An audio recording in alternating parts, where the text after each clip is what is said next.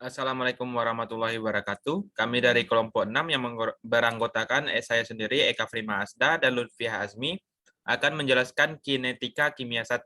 Di mana di sini pertama kami akan menjelaskan terlebih dahulu yaitu pendahuluan, kemudian pengertian laju reaksi, kemudian teori tumbukan yang ketiga, kemudian yang keempat adalah faktor-faktor yang mempengaruhi laju reaksi. Pertama akan pendahuluan yang akan dijelaskan oleh Lutfiah Azmi. Kepada Lutfiah Azmi dipersilakan. Baiklah, terima kasih kepada moderator.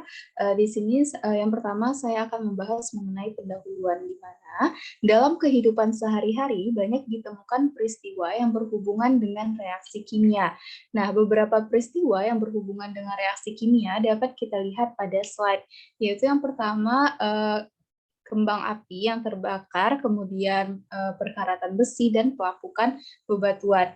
Nah, pada gambar di atas ada reaksi kimia yang berlangsung cepat dan ada reaksi kimia yang berlangsung lambat. Nah, contoh dari reaksi kimia yang berlangsung cepat yaitu pembakaran kembang api dan contoh lainnya seperti ketika kita membakar bom. Kemudian reaksi kimia yang berlangsung lambat yaitu perkaratan besi dan pelapukan bebatuan. Nah, cepat atau lambatnya suatu reaksi kimia terjadi ini dinamakan dengan laju reaksi. Nah, pengetahuan tentang laju reaksi sangat diperlukan misalnya dalam dunia industri, di mana pada dunia industri itu kita dapat gunakan untuk mendapatkan efisiensi, produktivitas, dan kinerja yang memuaskan.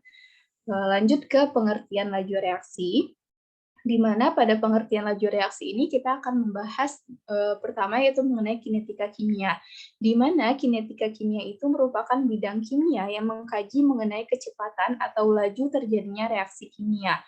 Nah, kata kinetik di sini itu menyiratkan makna yaitu gerakan atau perubahan, sehingga di sini kinetika merujuk pada laju reaksi. Sehingga didapatkan pengertian dari laju reaksi itu sendiri yaitu perubahan konsentrasi reaktan atau produk terhadap waktu dengan satuan molaritas per sekon. Lanjut. Nah, pada suatu reaksi kimia kita tahu ada reaktan dan ada produk. Di sini dari contoh di dalam slide kita dapat ketahui bahwa A di sana merupakan produk dan B yang berwarna merah merupakan maksud saya yang A merupakan reaktan dan B yang berwarna merah merupakan produk. Nah, pada awal reaksi yang ada hanya reaktannya saja atau reaksinya saja, itu dapat kita lihat pada gambar. Jadi pada keadaan awal itu hanya yang hitam saja yang ada.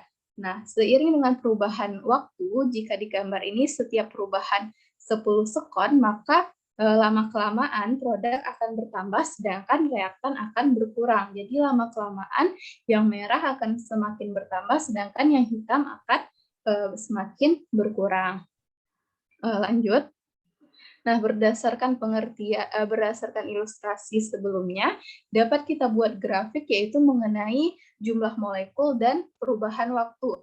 Di mana untuk molekul A, yang pertama dia memiliki jumlah molekul yang besar, seiring perubahan waktu maka lama-kelamaan molekulnya jumlahnya akan semakin sedikit.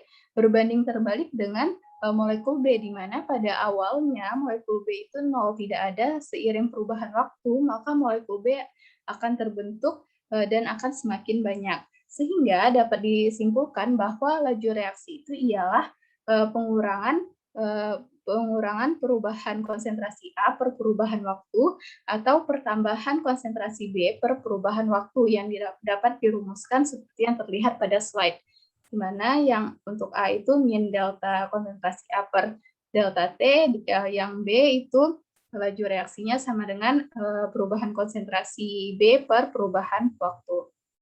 Lanjut.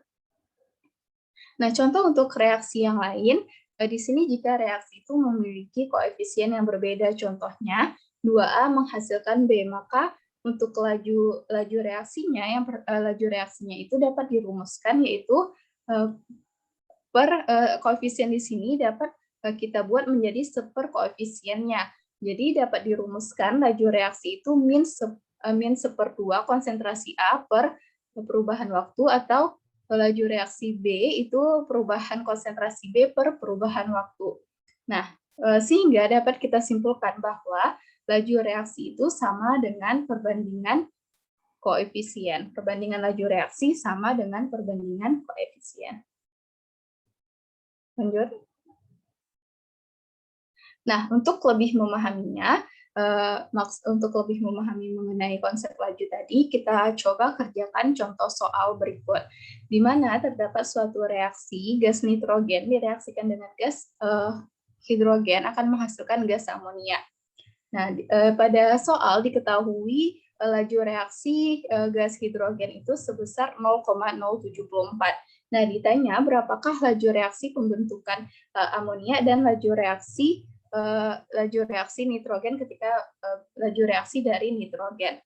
Nah, di sini kita dapat langsung menggunakan rumus yang perbandingan laju reaksi sama dengan perbandingan koefisien, di mana untuk mencari laju reaksi gas terbentuknya gas amonia itu bisa kita cari dengan laju reaksi pembentukan gas amonia sama dengan koefisien gas amonia per koefisien H2 dikali laju reaksi H2. Nah, kenapa kita pakai H2? Karena laju reaksi H2 yang diketahui. Jadi, di laju reaksi amonia itu sama dengan 2/3 dikali 0,074, sehingga didapatkan 0,049 molaritas per sekon. Nah, laju reaksi gas amonia ini bernilai positif karena gas amonia merupakan produk. Selanjutnya, untuk mencari berapa laju reaksi dari gas nitrogen, itu dapat kita gunakan rumus yang sama, yaitu perbandingan koefisien, di mana berarti laju reaksi gas nitrogen ini 1/3 dikali laju reaksi gas hidrogen, yaitu didapatkan 0,025. Nah, untuk laju reaksi gas nitrogen ini bertanda negatif karena gas nitrogen itu merupakan reaktan. Baiklah, demikianlah penjelasan saya. Saya kembalikan kepada moderator.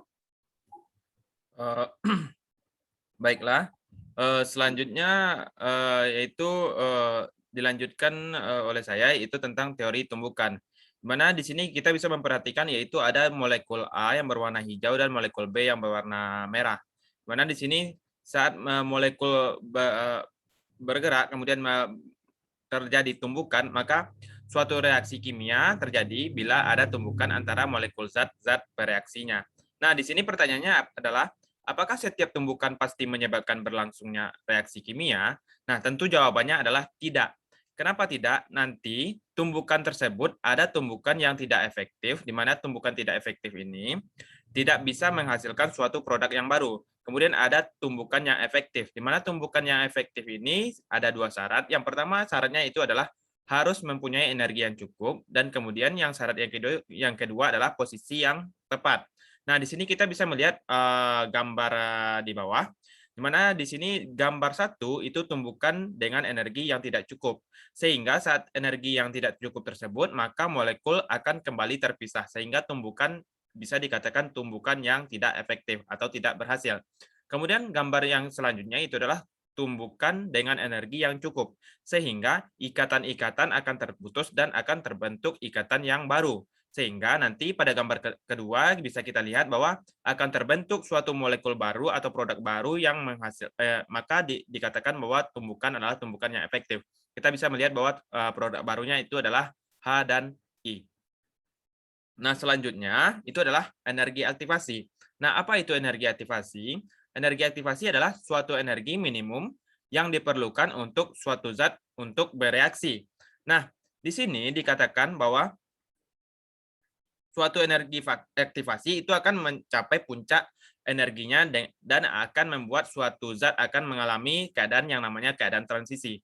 Nah, di sini kita bisa melihat contoh yaitu reaksi antara 2H2 tambah O2 akan menghasilkan 2H2O, di mana kita bisa melihat bahwa molekul yang berwarna hijau itu adalah H2, kemudian yang molekul yang berwarna kuning itu adalah O2.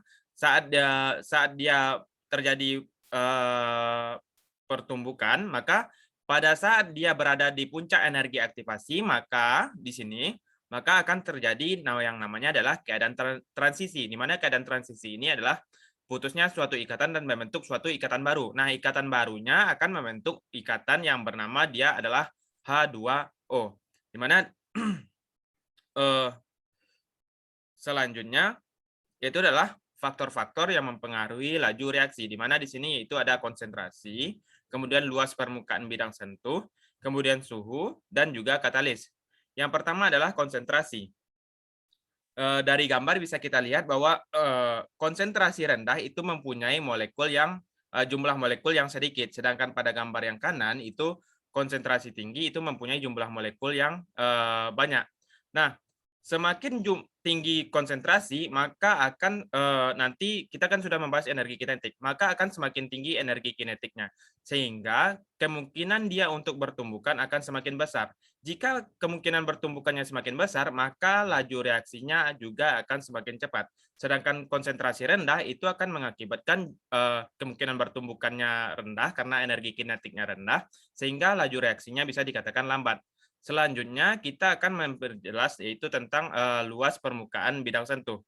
Nah, di sini kita bisa melihat bahwa ada dalam tabung reaksi itu ada serbu Fe, kemudian tabung reaksi kedua itu ada batang Fe. Di mana di sini serbu Fe dikatakan lebih cepat bereaksi dari batang Fe. Kenapa? Karena banyaknya luas permukaan bidang sentuh serbu itu lebih banyak dibandingkan sebuah batang, sehingga kecepatan laju reaksinya lebih cepat serbu daripada batang, sehingga kalau diurutkan itu serbu lebih cepat dari butiran dan lebih cepat juga dari sebuah yang batang, karena batang itu luas permukaan bidang sentuhnya itu adalah sedikit, sedangkan serbu itu banyak. Nah, lanjut yaitu selanjutnya adalah suhu. Nah, di sini kita bisa melihat ada yaitu pada suhu tinggi dan juga pada suhu rendah. Nah, semakin tinggi suhu, maka energi aktivasinya juga akan energi kinetiknya juga akan semakin besar.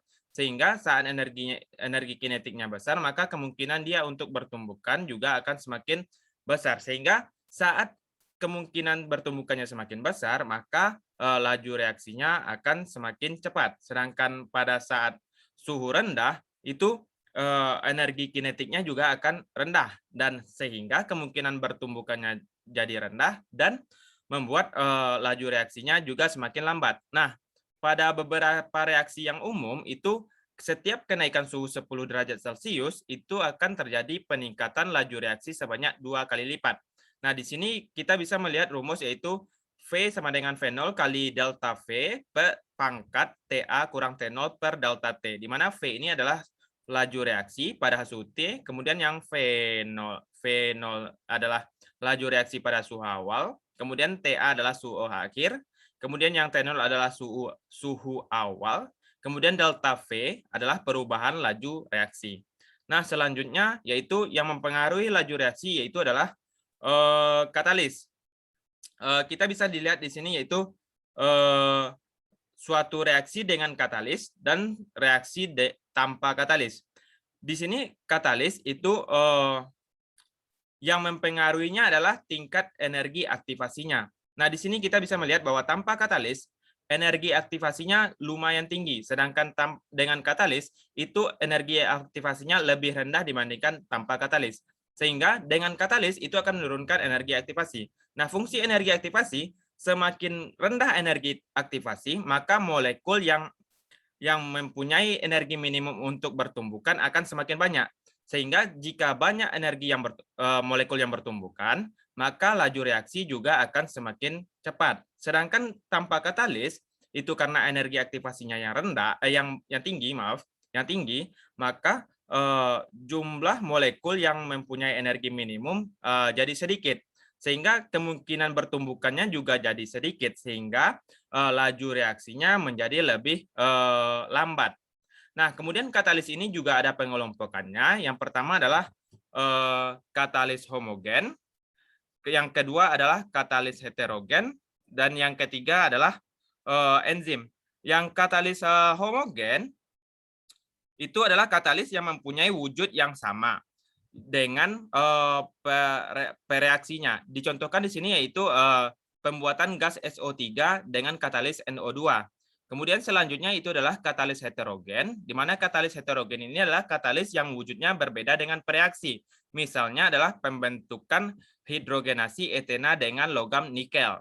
Nah, kemudian yaitu adalah enzim, di mana enzim dikatakan di sini yaitu dapat mempercepat laju reaksi dengan reaksi-reaksi kimia dalam makhluk hidup. Nah, sehingga katalis sering disebut dengan sebagai biokatalis. Nah, sekian presentasi dari kelompok 6. Kalau ada salah dan janggal, kami mohon maaf. Saya tutup dengan Assalamualaikum warahmatullahi wabarakatuh. Jika ada pertanyaan, silakan sampaikan lewat moderator. Terima kasih.